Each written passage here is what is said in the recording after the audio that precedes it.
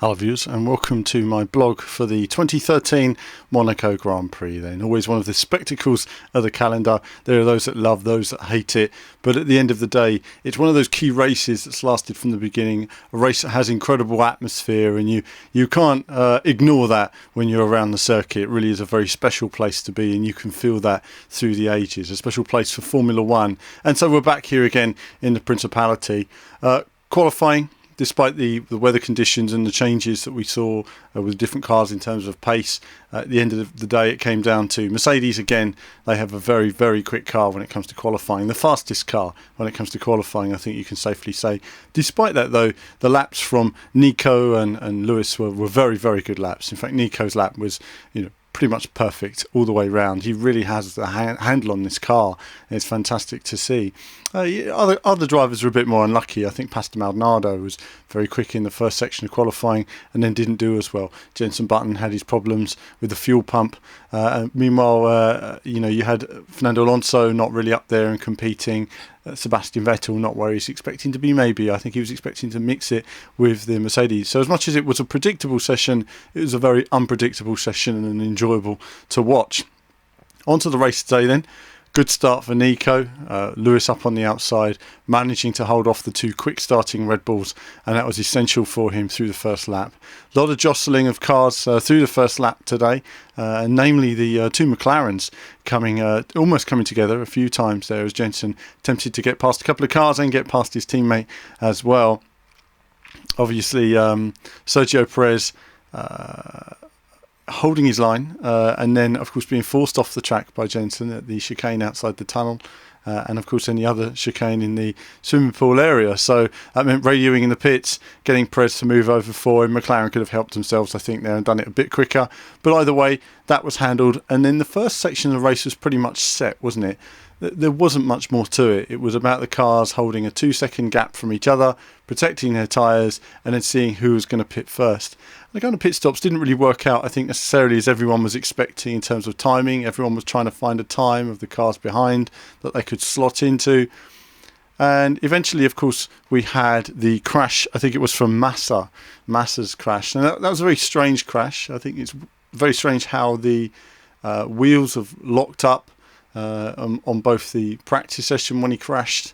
Very similar crash here as well. It's almost like he's braking and the wheels are just locking up very early, but it seems like a very strange accident. And for a Formula One driver such as him, very unusual indeed, and that's not going to do him any good. The side impact as well seemed like it was quite a hard one for him. Those are going to hurt. So he's out of hospital now, we're happy to say, and look forward to seeing him at the next race. But I should imagine he'll have a very stiff neck in the morning. He'll need a few massages to sort that neck out. It's certainly going to take a few weeks to heal, probably a bit of bruising inside as well, so a bit of whiplash for him. But hopefully we'll see Felipe back, of course. I mean, this year, and really only the last sort of 9 races has Felipe got back to his old self since his crash in 2009, wasn't it? Of course, when that Peter Rubens Barrichello's car hit his helmet, and of course that practically knocked him out, sent him into the wall at Hungary. So we wish him well. The race continuing, of course, Perez has been one of the guys we've talked about today. He had his challenges with Jenson before eventually getting past Jenson later in the race, getting past Fernando Alonso at the same place. I think he learned of it from Jenson's move early on and then used it back on him later in the race. Of course, Jenson had made contact with Fernando Alonso. I think he was probably more concerned about his front wheel and his front wing than he was at that time about Perez coming through. And of course, Perez took that opportunity. Very, very clever from him. Then, of course, we had later in the race, another key issue has to be the Roman Grosjean crashing into Daniel Ricciardo. Roman, he's a nice guy, isn't he? And he's very quick. He's very talented. He's got incredible speed, world championship speed in that guy. There's no doubt. But since what's happened over the last couple of years, he's had a bit of a crisis of confidence, I think it's fair to say. And that's down to his awareness on the track, things that catch his eye, things that dislodge his concentration. And I think it's keeping that focus. And somewhere along the line, whether it's pressure, whether he's thinking about things he shouldn't be thinking about when he's actually in the car, it's somehow affecting him and affecting his perception of what's happening. And sometimes it's about reading a car. It's not necessarily just about how that car's driving. I mean, if you're driving down a road or driving on the motorway and you're going to pull off the motorway, sometimes you might see a guy doesn't know if he's going to pull off or not, and you can tell when they're moving from lane to lane. I don't think that person's too confident. I'm going to slow down a bit and wait for them to make up their mind, or I'm going to overtake, and so on. It's you get that from experience, from predictive behaviour, and from experience, from reading body language. I think that's something certainly Roman's not got with some cars. He's not reading that, and it's by the time he realises things are all happening, and some of these instances are very quick, but he's not reading the situation right.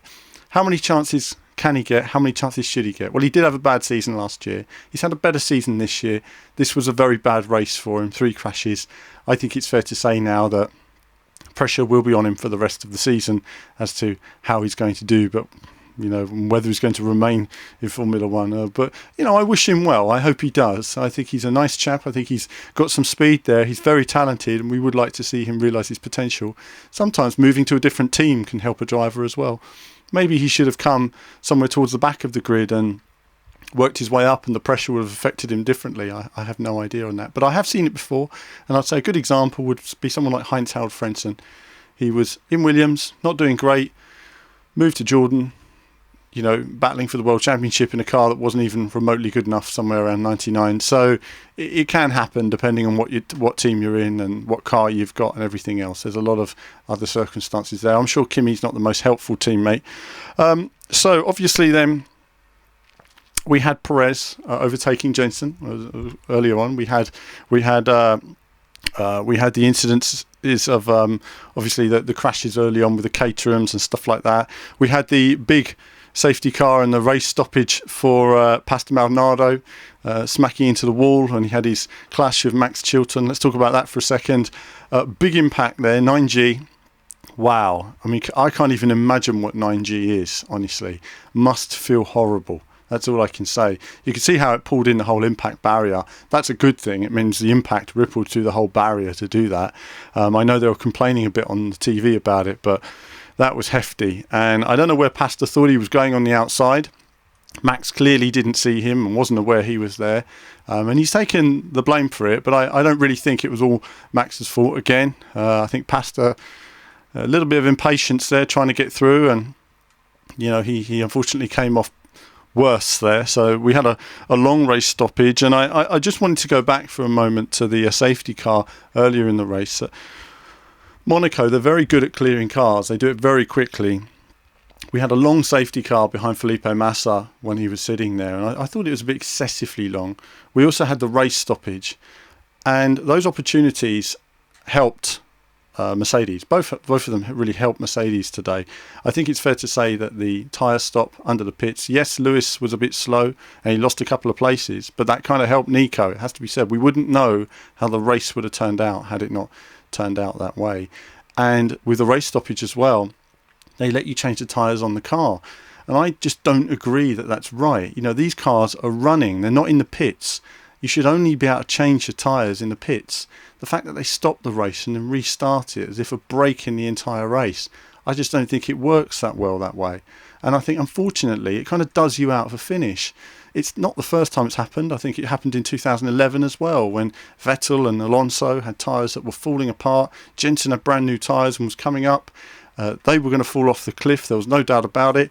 And then, of course, they stopped the race, and everyone has new tyres, and it cancels out what was happening in the race. So it's an interference in the race. And I think if you want to change your tyres, start from the pit lane. But if you want to start on the track, you have to use the tyres you've got and continue with that race. So a lot of the guys were struggling with their tyres in this race in terms of getting them up to temperature. Lap times were a lot slower. We only saw good laps right at the very end of the race. Incredible lap time from Sebastian Vettel, putting one in there, showing he had the speed. But honestly, he had a big gap. He was looking after his tyres. He was never going to get past Nico today. And it was a very measured drive from Sebastian, looking at the bigger picture, looking at the World Championship.